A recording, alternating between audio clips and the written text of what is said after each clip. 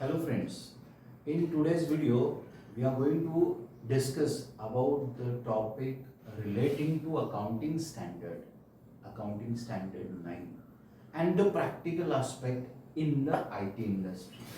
अभी देखा जाए तो ये काफ़ी वास्ट टॉपिक है जो मुझे 2 मिनट या 3 मिनट के वीडियो में नहीं कवर कर जाएगा। तो इसमें software development that is the area which I will like to discuss regarding the revenue recognition criteria in this video. So basic, what are the criteria of revenue recognition?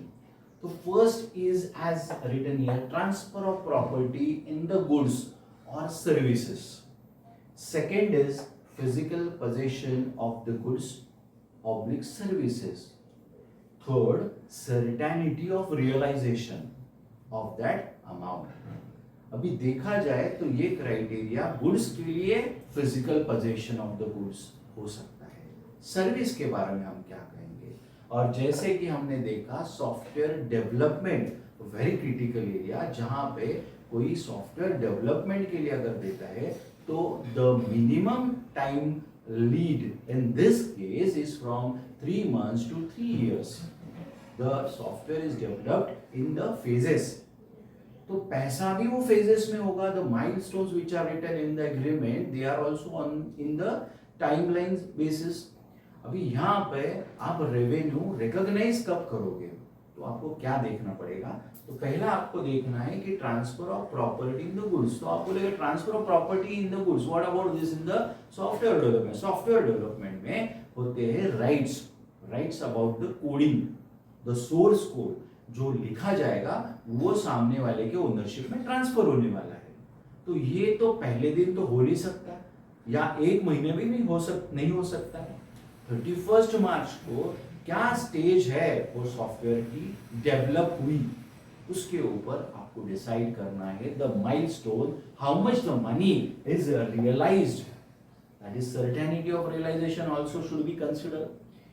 Now about physical possession, it cannot be possible in the case of software development. Physical possession cannot be possible, but the ownership in the source code, that is the transfer of property in the source code सामने वाले को transfer करना, ये possible है, जिसके लिए invoice होगा। लेकिन इनवॉइस तो बनेगा नहीं 31 मार्च तक, तो वो बनेगा जब आपका वो सॉफ्टवेयर डेवलप हो जाता है। तो तब तक ये केस टू केस बेसिस पे आपको डिसाइड करना है कि पूरा के पूरा सॉफ्टवेयर बनने के बाद उसको आप रेवेन्यू रिकॉग्नाइज करोगे या पार्टली करोगे। तो पार्टली करोगे तो उसके लिए AS7 एक है, AS7 कंस्ट्रक्शन कॉन्ट्रैक्ट है। आप बोलोगे यहाँ पे कहाँ लगाओगे? वो लॉजिक आपको, the anomaly of that logic has to be applied here, that is percentage of completion method.